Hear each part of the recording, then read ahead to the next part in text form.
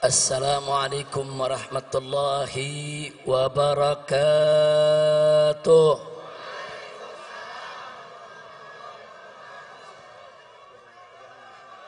Bismillah walhamdulillah wassalatu wassalamu ala rasulillah wa ala alihi wa sahbihi wa mawalah. Ashhadu an la ilaha illallah wahdahu la syarika lah wa ashhadu anna sayyidana Muhammadan abduhu wa rasuluh la nabiyya ba'dah. Siyadatul habaib asy-syurafa wa sa'adatul ulama'il fudala wa jami'il hadirin al-hibba'il a'izza rahimakumullah. Fi hadhihi al-munasabati as-sa'idah wa bihadha al-ijtima'il mubarak la ansa an usiyakum jami'an wa nafsi bitaqwallah wa bita'ati rasulillahi sallallahu alaihi wa alihi wa sahbihi wa sallam. Fanas'al Allah subhanahu wa ta'ala an yahdiyana ila siratihil mustaqim wa yaj'alana minal muttaqin wa yudkhilana jannatahu jannatan na'im bihaqqi sayyidil mursalin walhamdulillahi rabbil alamin. Taqabbalallahu minna wa minkum fataqabbal ya karim. Kepada para habaib, para alim ulama, para kiai, kepada segenap kaum muslimin dan muslimat rahimakumullah, saya menyampaikan berjuta terima kasih dan penghargaan yang tinggi kepada semuanya atas kehadirannya pada acara peringatan Maulid Nabi besar Muhammad sallallahu alaihi wasallam. Semoga tidaklah Anda pulang dari tempat ini nanti kecuali dosa kita semua diampuni oleh Allah subhanahu wa ta'ala, kesalahan kita dimaafkan, kemudian urusan kita semua dimudahkan, dan kita semua dijadikan sebagai orang-orang yang salihin. Amin ya rabbal alamin. Ahibba'il kiram, Nabi yang kita peringati maulidnya pada malam hari ini adalah seorang manusia yang memiliki akhlak yang sangat agung. Keagungan akhlak beliau dipersaksikan langsung oleh Allah subhanahu wa ta'ala melalui firman-Nya. Wallahu subhanahu wa ta'ala qala fi akhlaqi nabiyhi sayyidina Muhammadin sallallahu alaihi wasallam wa innaka la'ala khuluqin azim. Sesungguhnya engkau wahai Rasul, sesungguhnya engkau wahai Nabi, la'ala, betul-betul sungguh-sungguh berada di atas khuluqin azim, akhlak yang agung. Artinya Nabi alaihi salatu wassalam memiliki akhlak yang sempurna, akhlak yang sangat mulia, akhlak yang teramat agung. Itulah Nabi kita Sayyiduna Muhammad sallallahu alaihi wasallam. Untuk menggambarkan keagungan akhlak Nabi, saudara, kita tidak akan pernah mampu untuk memaparkannya secara tuntas. 1 jam ceramah tidak akan pernah cukup. 1 tahun pun kita jelaskan tidak akan pernah habis. Seumur hidup kita sekalipun tidak akan pernah ada kesudahannya untuk menggambarkan kesempurnaan keagungan akhlak Nabi Muhammad sallallahu alaihi wasallam. Kenapa? Saking sempurnanya, saking agungnya. Namun sungguh pun begitu, ada satu ungkapan yang teramat indah di dalam menggambarkan keagungan akhlak Nabi. Kalimat tersebut diucapkan oleh istri Nabi tercinta Sayyidatuna Aisyah radhiyallahu taala anha. Tatkala beliau ditanya oleh seorang tabi'in, "Ya ummal mukminin, wahai ibu orang yang beriman, kaifa kana khuluqun Nabi sallallahu alaihi wasallam?" Bagaimana sih sebetulnya akhlak Nabi? Ini pertanyaannya, saudara. Lalu apa dijawab oleh Sayyidatuna Aisyah As-Siddiqah binti Siddiq radhiyallahu taala anhuma? Beliau menjawab dengan kalimat yang singkat, padat, ringkas, jelas, menunjukkan kecerdasannya di dalam memilih kata, saudara. Di mana beliau katakan, "Kana khuluquhul Qur'an." Akhlak Nabi adalah Al-Quran. Itu aja jawaban Siti Aisyah. Siti Aisyah nggak bicara panjang lebar, saudara. Siti Aisyah nggak repot-repot mengungkapkan dengan aneka ragam untayan kalimat. Beliau cukup mengatakan pada saat ditanya, bagaimana sebetulnya akhlak Nabi? Beliau menjawab, akhlak Nabi adalah Al-Quran. Artinya, saudara, kalau kita ingin bicara akhlak Nabi, kemana Al-Quran menuntun, kesanalah Nabi kita berjalan, saudara. Bagaimana Al-Quran itu mengatur, itulah yang dilakukan oleh Nabi, saudara. Dan bagaimana Al-Quran itu menentukan jalan hidup, begitulah jalan hidup Nabi kita Sayyiduna Muhammad sallallahu alaihi wasallam. Al-Quranul Karim mewajibkan aneka ragam kewajiban. Demi Allah, tak satu pun kewajiban pernah ditinggalkan oleh Nabi alaihi salatu wassalam. Al-Quranul Karim mengharamkan aneka ragam di Muhammad sallallahu alaihi wasallam.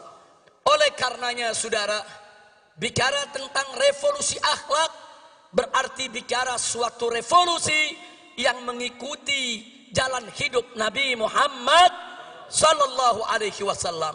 Bicara tentang revolusi akhlak berarti bicara tentang satu revolusi yang berdiri tegak di atas Al-Quran dan sunnah Nabi kita Sayyiduna Muhammad sallallahu alaihi wa alihi wa sahbihi wasallam.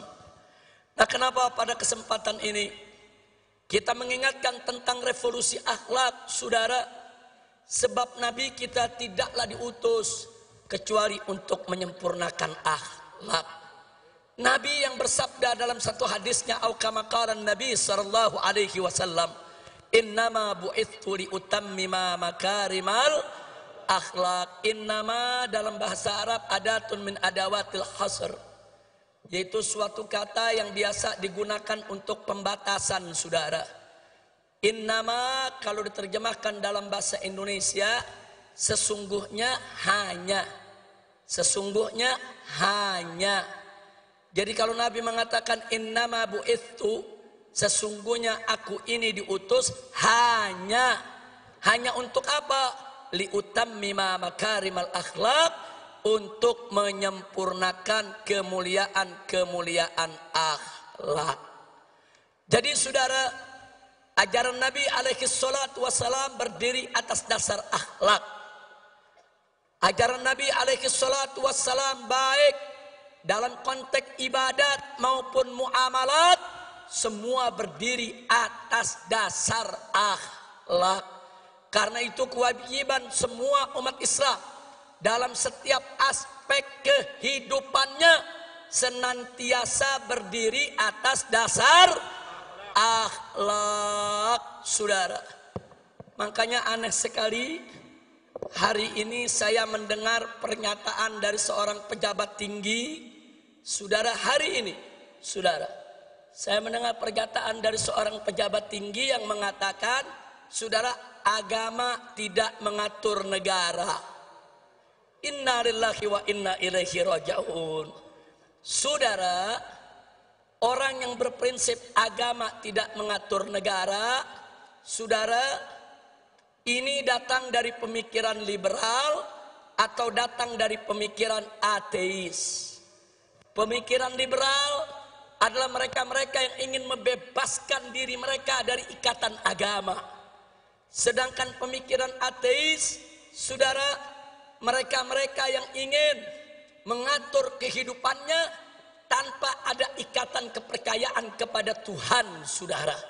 Dan ini sangat berbahaya di negara kesatuan Republik Indonesia yang berdasarkan ketuhanan yang Maha Esa, sebagaimana tertera dalam konstitusi negara, Undang-Undang Dasar 1945 pasal 29 ayat 1, bahwa negara Republik Indonesia berdasarkan ketuhanan yang Maha Esa. Jadi para founding father itu para pendiri bangsa, dari sejak awal kemerdekaan kita sudah menetapkan bahwa Indonesia berdasarkan tauhid. Indonesia berdasarkan tauhid, berdasarkan ketuhanan yang Maha Esa. Yang oleh karenanya setiap kebijakan dalam negara kesatuan Republik Indonesia tidak boleh lepas dari nilai-nilai luhur ketuhanan yang Maha Esa. Sehingga setiap kebijakan apa saja di dalam pengelolaan negara Republik Indonesia tetap harus mengacu kepada ajaran agama, sehingga semua kebijakan di dalam pengelolaan negara Republik Indonesia harus berdiri atas dasar akhlak, saudara. Takbir. Jadi kalau ada pejabat tinggi mengatakan agama tidak boleh mengatur negara, jadi negara mau diatur pakai apa? Mau jadi negara PKI, mau jadi negara ateis, mau jadi negara setan, mau jadi negara iblis. Maka itu saya tanya semua saudara, dasar negara kita apa? Ketuhanan. Ketuhanan yang Maha Esa itu, saudara, adalah dasar tauhid. Apa kalimat tauhid kita? Semuanya la ilaha illallah. Lagi. Sekali lagi. Takbir. Nah, jadi kita mau ingatkan dari mulai presiden dan para menterinya sampai pejabat yang di bawah, ingat, Indonesia adalah negara tauhid. Sekali lagi kita ingatkan kepada mereka, Indonesia adalah negara tauhid, negara berdasarkan ketuhanan yang Maha Esa, sesuai apa yang tertera dalam Undang-Undang Dasar 18 Agustus 1945 pasal 29 ayat 1 yang berbunyi negara Republik Indonesia berdasarkan ketuhanan yang Maha Esa. Jadi kalau kalian ingin menyingkirkan ajaran agama, ingin menyingkirkan aturan agama, ingin menyingkirkan ajaran Islam dari pengelolaan negara, berarti kalian ingin mengangkangi konstitusi, ingin menghancurkan negara ini, dan ingin menghancurkan dasar negara. Betul? Maka itu saya mau tanya, siap jaga ketuhanan yang Maha Esa? Siap jaga negara Republik Indonesia? Takbir.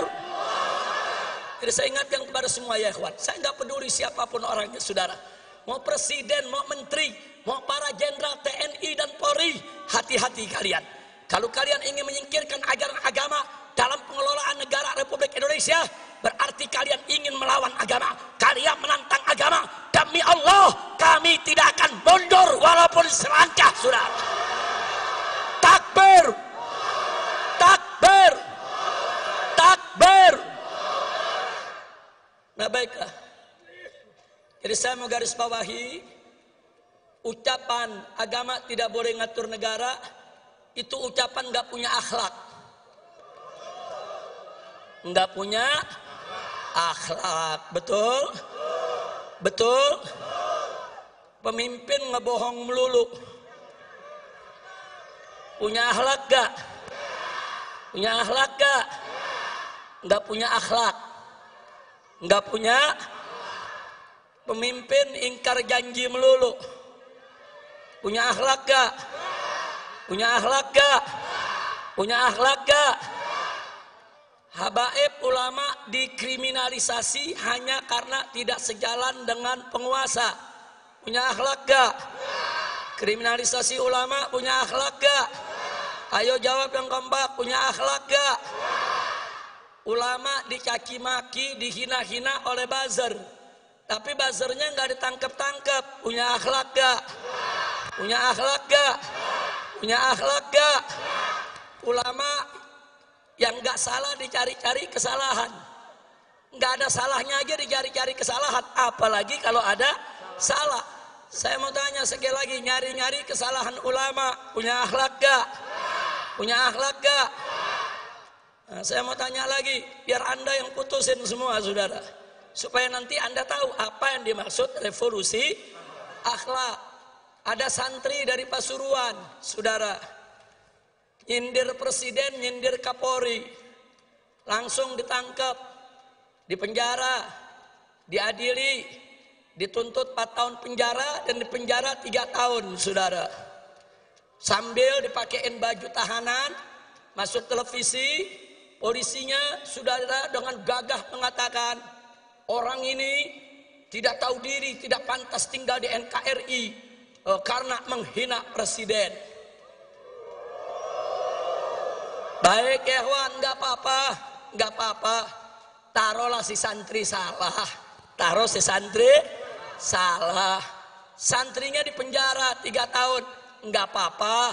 Cobaan buat dia saudara. Insya Allah Allah naikkan derajatnya.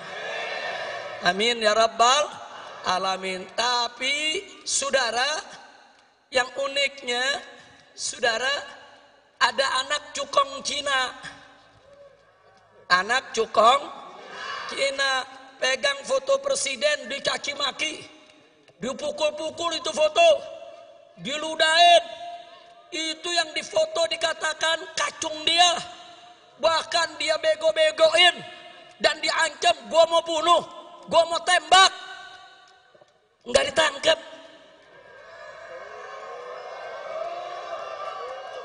Saya tanya, punya akhlak gak? Ini negara saudara yang mimpin. Coba lihat, giliran santri penjara 3 tahun, giliran anak cukong Cina dibebasin.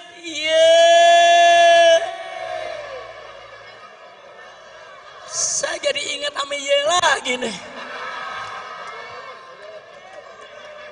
Saya tanya, kacau gak? Kacau gak? Santri nyindir presiden penjara 3 tahun. Anak cukong Cina hina presiden, ngancem bunuh presiden, dibebasin.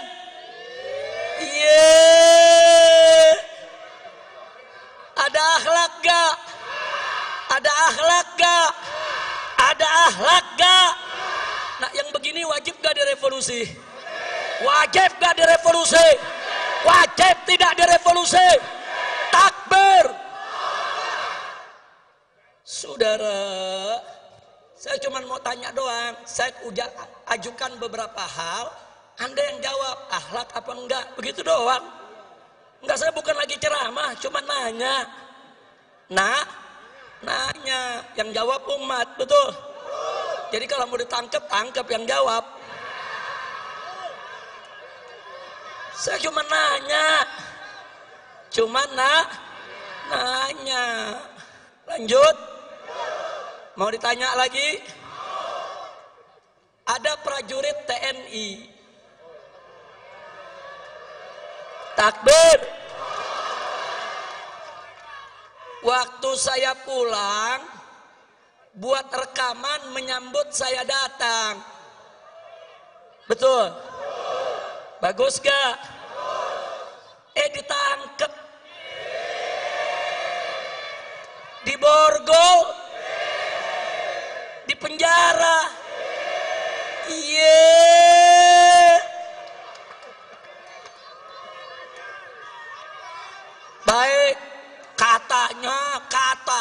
katanya melanggar disiplin militer.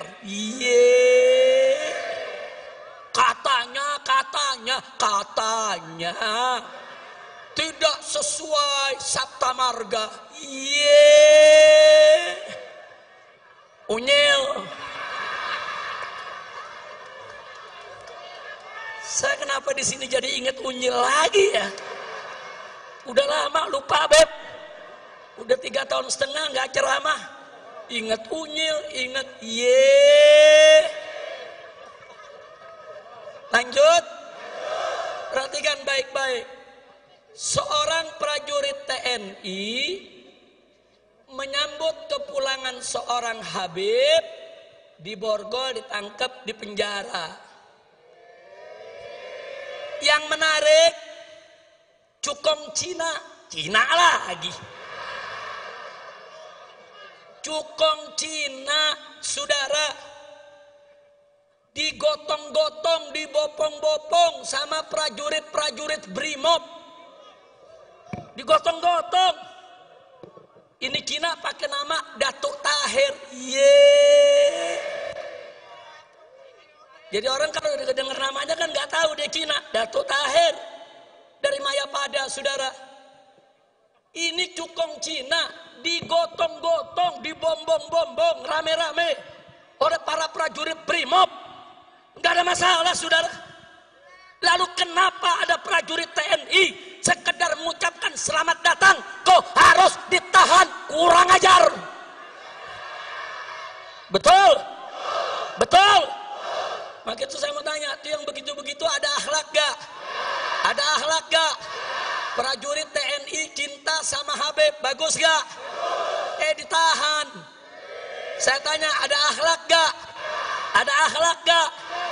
Cukong Cina digotong-gotong sama prajurit Brimob, berakhlak tidak?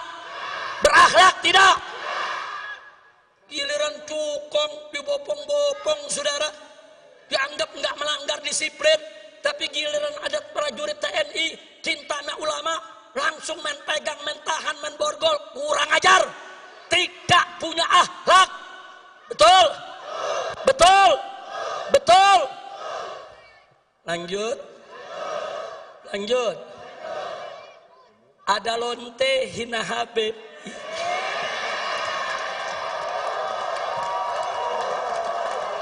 Pusing.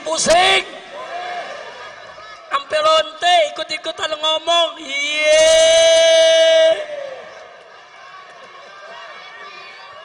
Saudara, lanjut jangan. Ya lu jangan berisik dong. Saya nggak marah, cuman ada umat yang marah, ngancam mengepung lonte. Polisi kalang kabut jagain lonte, iya.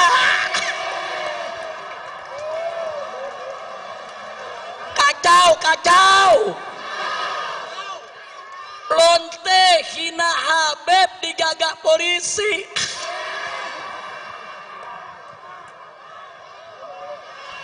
Kacau tidak? Musinya lonte yang hina Habib, hina ulama, tangkap, bukan dijagain. Polisi jawab, tapi ada ancaman Habib, maka lu tangkap. Betul? Ditangkap enggak? Dijagain. Jangan-jangan minta jatah kali.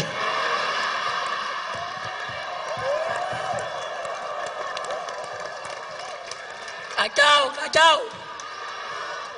Saya ngelihat begini sakit jadi baik. Mudah-mudahan gak sakit lagi dah. Amin. Udah dah, jangan diterusin dah.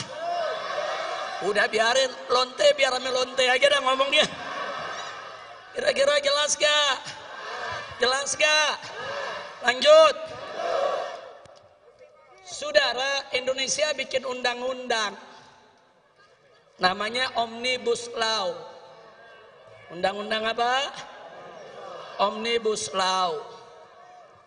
Niatnya sih bagus, katanya untuk mempermudah dan memperlancar dunia usaha, katanya. Untuk meringkaskan lebih dari 70 undang-undang dalam satu undang-undang saja, katanya. Lalu bagaimana sikap kita? Ya kalau untuk kebaikan sih ya nggak ada masalah.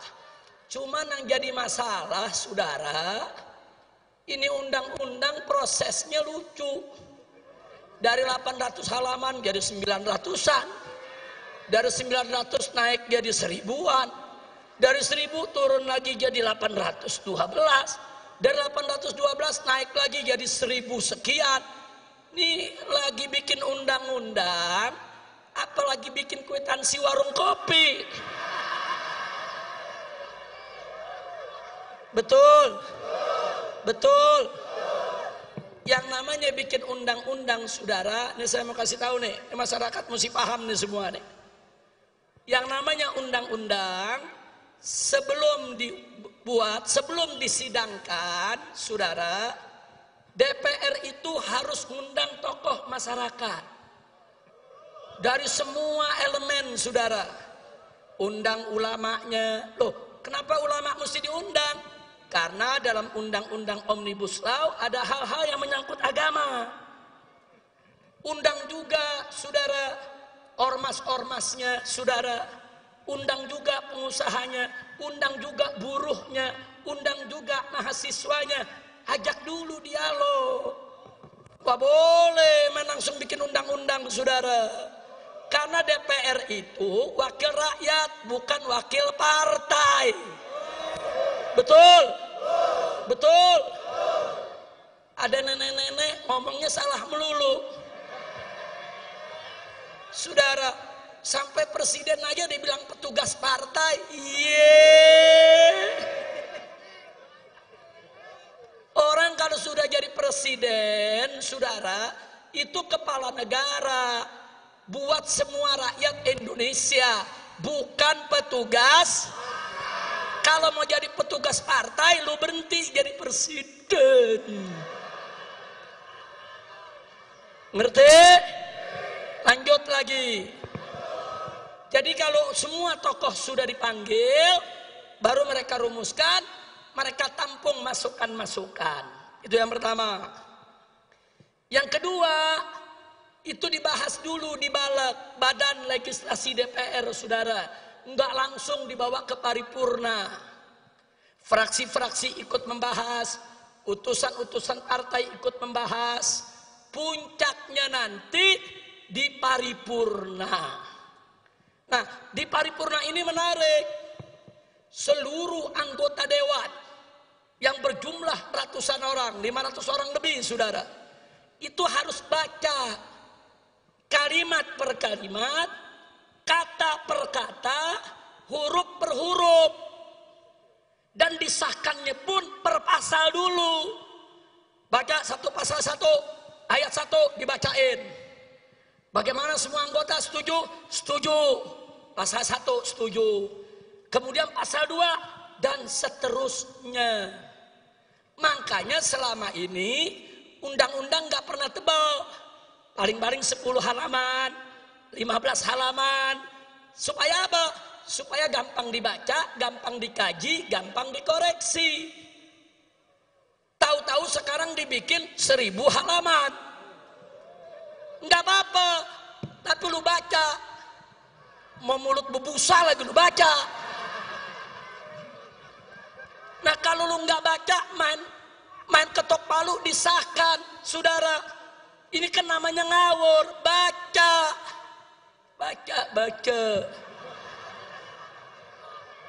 Adam jawab, Habib, kalau dibaca 1000 halaman bisa berhari-hari baru selesai. Yang suruh buat 1000 halaman siapa? Goblok. Betul? Lu mau bikin 1000 halaman boleh. Tapi baca.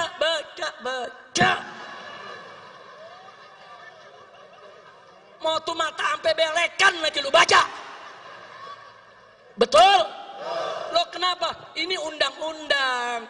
Kalau sudah diketok palu, kita semua ini wajib untuk mematuhinya, saudara.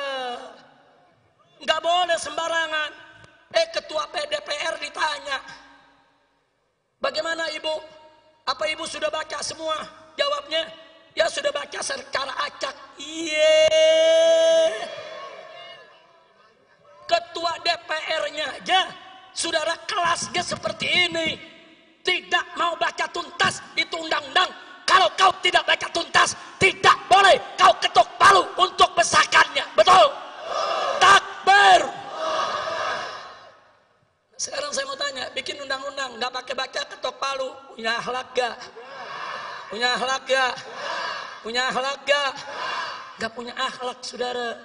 Jadi sekarang ini kita sedang krisis akhlak. Dari mulai presiden, menteri, sampai pejabat ke bawah, krisis. Nah kalau ada yang jawab, tapi Habib, masyarakat juga banyak krisis akhlak. Jelas, masyarakat banyak krisis akhlak, manakala pemimpinnya tidak berakhlak.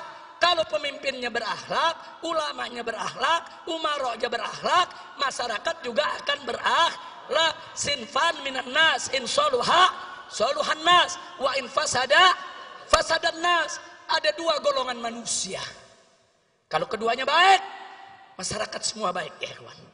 Kalau keduanya jelek, masyarakat semua rusak, ya ikhwan. Nah, jadi jangan salahkan rakyat dulu, jangan salahkan masyarakat dulu. Saudara, jangan lihat para pemimpinnya. Kalau mereka tidak berakhlak, kalau mereka tidak menjaga akhlak, wajar, pantas. Kalau yang dibawa akhirnya banyak lagi yang tidak memandang akhlak. Betul? Betul? Nah gitu saya mau tanya, kalau sudah krisis akhlak begini, berarti revolusi akhlak penting tidak? Perlu tidak? Setuju? Siap revolusi akhlak? Siap revolusi akhlak? Takbir! Takbir! Sallu ala Nabi. Nah, sebelum saya akhiri, saudara, ada yang mengatakan begini, kenapa Habib Rizik dan kawan-kawan masih buka pintu dialog, masih buka pintu rekonsiliasi, masih buka pintu perdamaian? Kata mereka, revolusi itu tidak kenal kata damai, revolusi itu tidak kenal kata rekonsiliasi. Saya mau jawab, revolusi yang tidak kenal kata damai itu bukan revolusi akhlak namanya, saudara. Revolusi yang tidak kenal kata rekonsiliasi itu, saudara, namanya bukan revolusi akhlak. Revolusi yang tidak membuka pintu dialog itu juga namanya bukan revolusi akhlak. Nah, jadi saudara, kalau mereka mau bicara revolusi berdasarkan ajaran Nabi, ajaran Islam, Al-Quran dan As-Sunnah, nggak boleh kita menutup pintu dialog, menutup pintu perdamaian, menutup pintu rekonsiliasi. Kira-kira jelas tidak? Ada lagi mereka bilang, kalau Habib Rizik buka pintu dialog, buka pintu rekonsiliasi, buka pintu perdamaian, berarti Habib Rizik sudah mulai lembek. Yeay, unyil. Gue bukan kue apem lembek. Kira-kira jelas tidak? Bicaralah revolusi yang cerdas dan bicaralah revolusi berdasarkan ajaran Nah baik, saudara, jangankan revolusi, perang saja, saudara, Nabi tidak pernah melupakan akhlak, saudara. Lihat perang-perangnya Nabi kita alaihi salatu wassalam.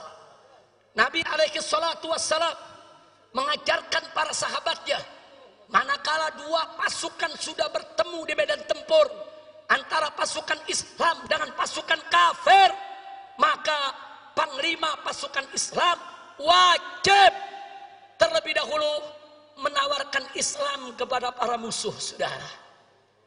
Kalau mereka terima, cukup, nggak boleh lanjut perang, saudara.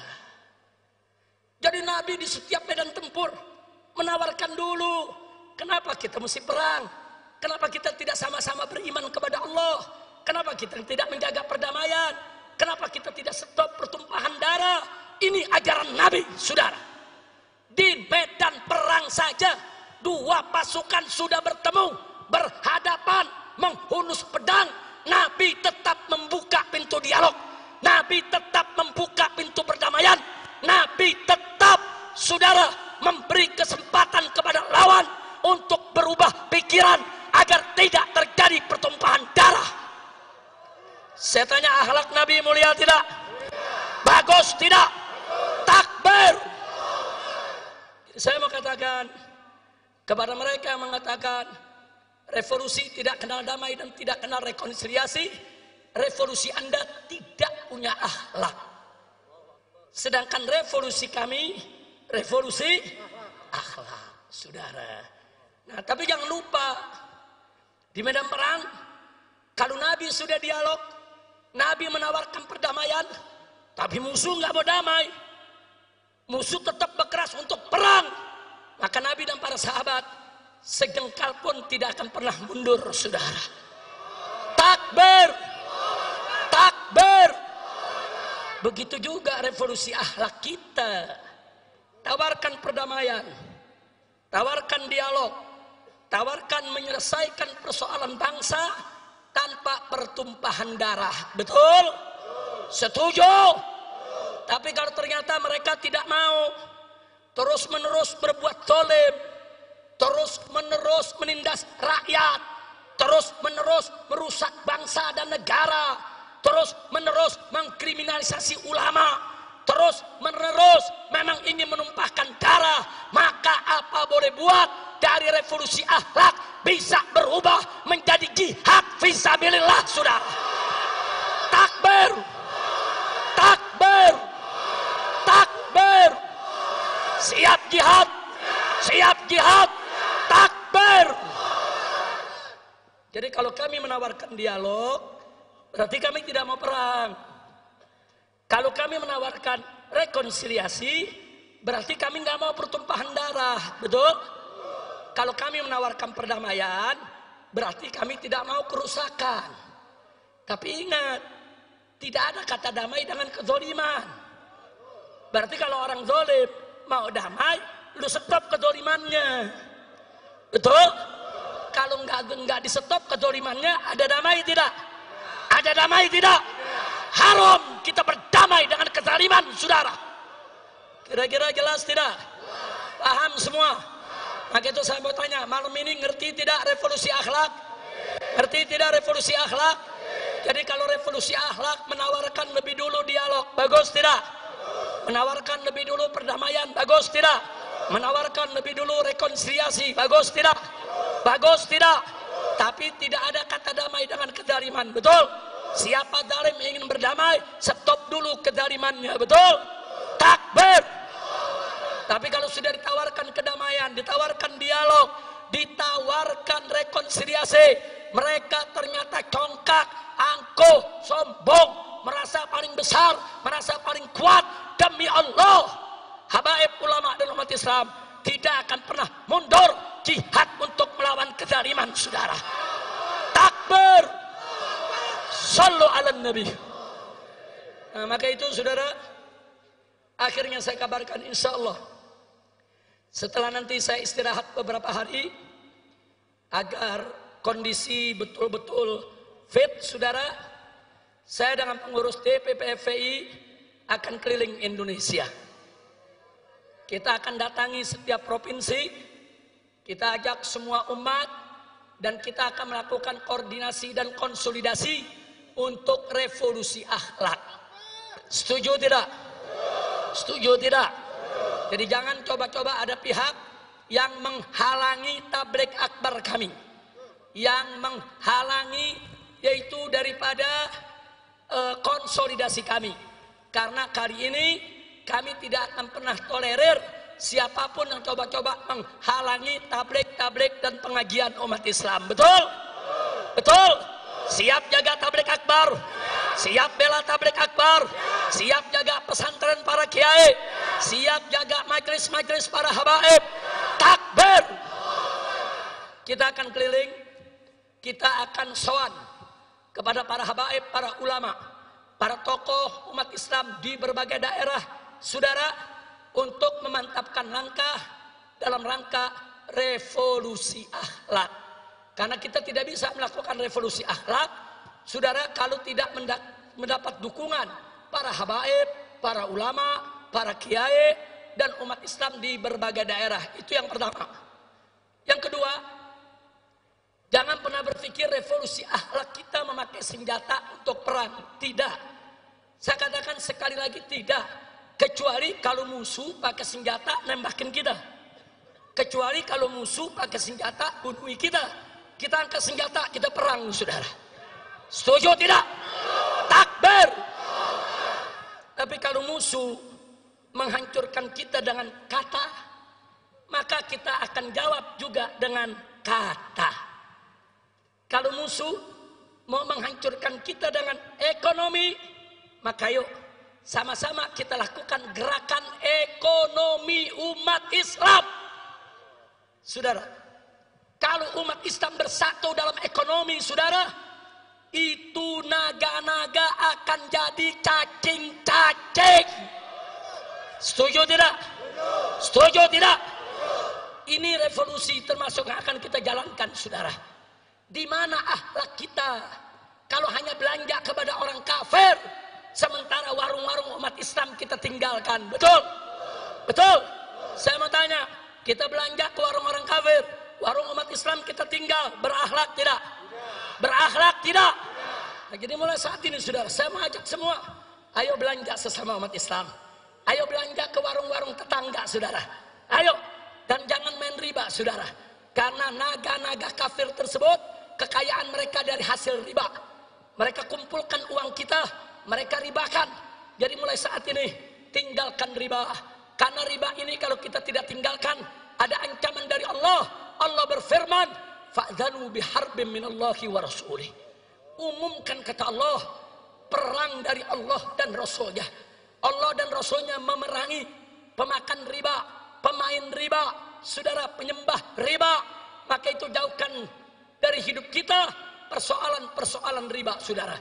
Insya Allah nanti dalam waktu dekat, saudara, insya Allah kita akan paparkan kepada umat langkah-langkah revolusi akhlak apa yang harus kita lakukan bersama. Setuju tidak? Setuju tidak?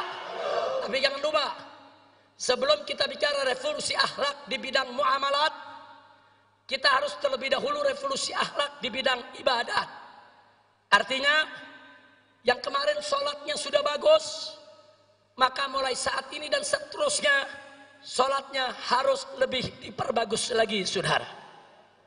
Begitu juga yang kemarin, saudara, sholatnya belum bagus, maka mulai hari ini, saat ini, sholatnya sudah harus bagus, saudara.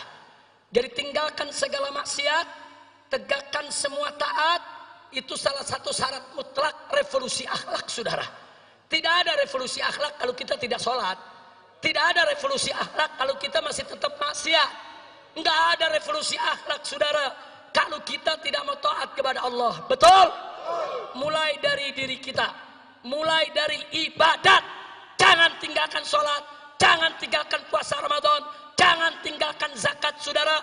Jauhkan segala kemungkaran dan kemaksiatan. Jauhkan perzinahannya, minuman kerasnya, judinya, saudara, tinggalkan semua.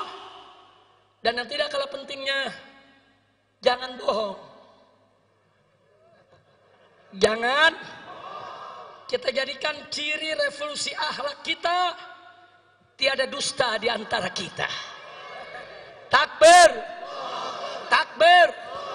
Siap jujur, siap amanat, siap tidak ingkar janji. Takbir.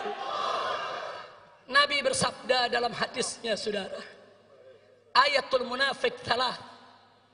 Ciri orang munafik itu ada 3. Pertama, idza haddatsa kadzaba.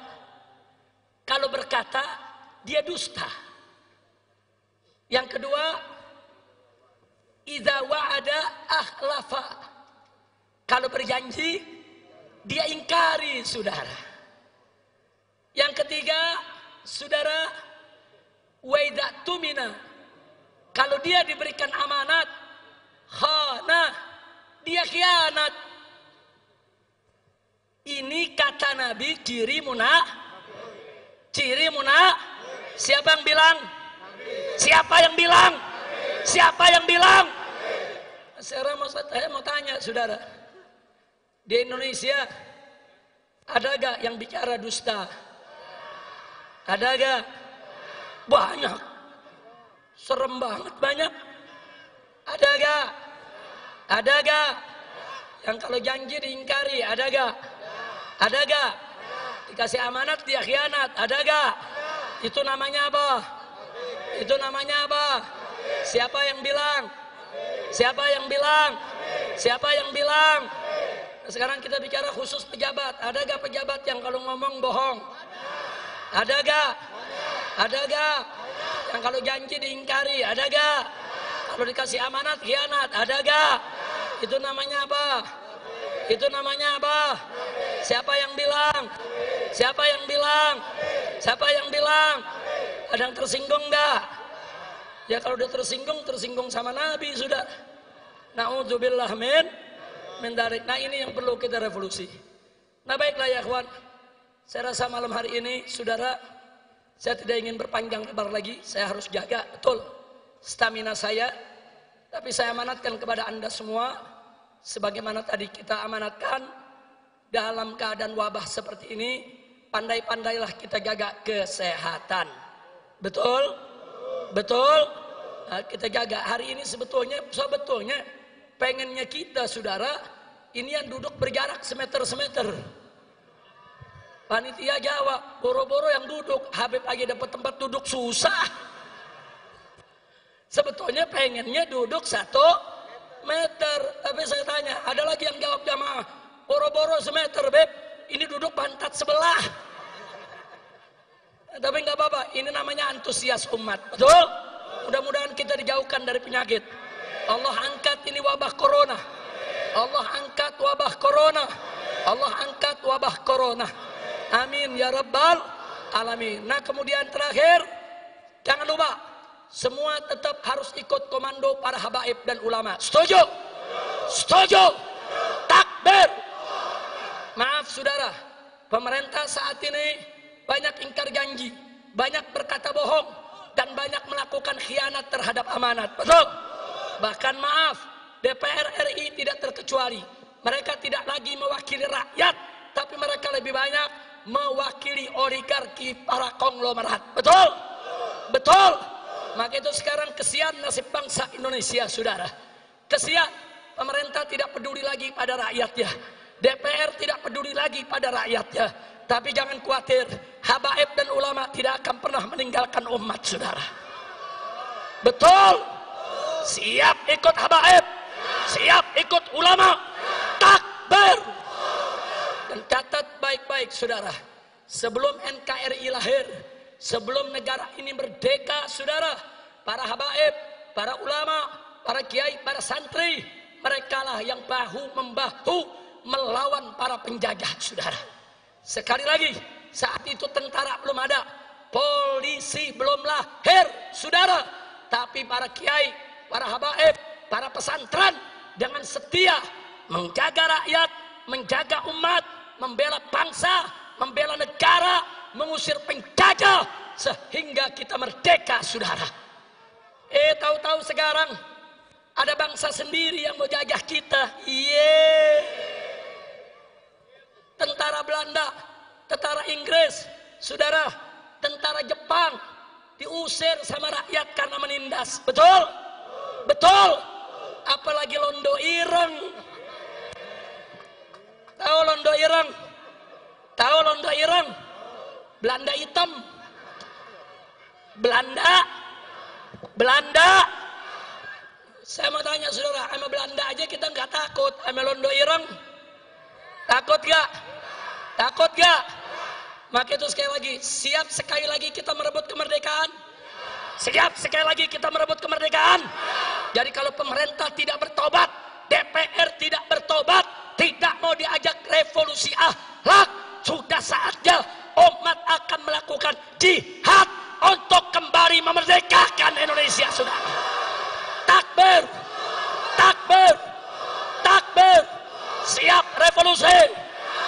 revolusi akhlak. Ayo, ayo, ayo revolusi. Ayo revolusi sekarang juga. Semua. Ayo, ayo, ayo revolusi. Ayo revolusi sekarang juga. Lagi. Ayo. Ayo revolusi sekarang juga. Dipercepat. Ayo, ayo, ayo revolusi. Ayo revolusi sekarang juga. Ayo revolusi sekarang juga. Lagi. Ayo, ayo, ayo revolusi sekarang juga. Paling cepat. Ayo, ayo, ayo revolusi sekarang juga. Ayo, ayo, ayo revolusi. Takbir. Takbir. Allahu Akbar. Takbir. Sallu ala Nabi. Siap merdeka?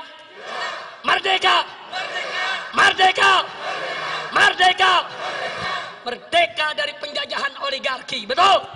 Takbir! Merdeka dari penjajahan cukong naga, betul? Betul? Betul? Takbir! Merdeka dari londo ireng, betul? Takbir! Sallu ala Nabi. Cukup sampai di sini. Hus, lu lanjut. Ntar gue pingsan di sini. Cebong mana nyanyi. Habib nggak boleh pingsan di mimbar, betul? Kalau pingsan di mimbar, cebong bahagia. Besok bazar rame. Habib Rizik dapat laknat pingsan di mimbar. Iya. Depan cebong nggak boleh kelihatan lemah, betul? Betul? Ya udah sekarang saya tanya semua, siap jujur? Siap amanat? Betul? Siap sholat? Siap puasa? Siap zakat? Siap tinggal maksiat? Betul? Betul? Anak muda, angkat tangan anak muda. Siap nggak pacaran? Siap kawin? Betul. Kawin boleh, pacaran jangan. Betul? Betul? Anak muda, angkat tangan anak muda. Siap tidak pacaran? Betul? Siap kawin? Takbir. Pokoknya segala maksiat kita tinggal. Betul? Setuju? Setuju? Takbir. Nah, ini yang saya mau sampaikan, saudara. Mudah-mudahan bermanfaat untuk kita semua. Sekarang baca surat Al-Fatihah, kita niatkan. Bibarkatil Fatihah, agar para umarok kita dapat taufik dan hidayah, sehingga mereka bisa memimpin negara dengan adil dan amanat.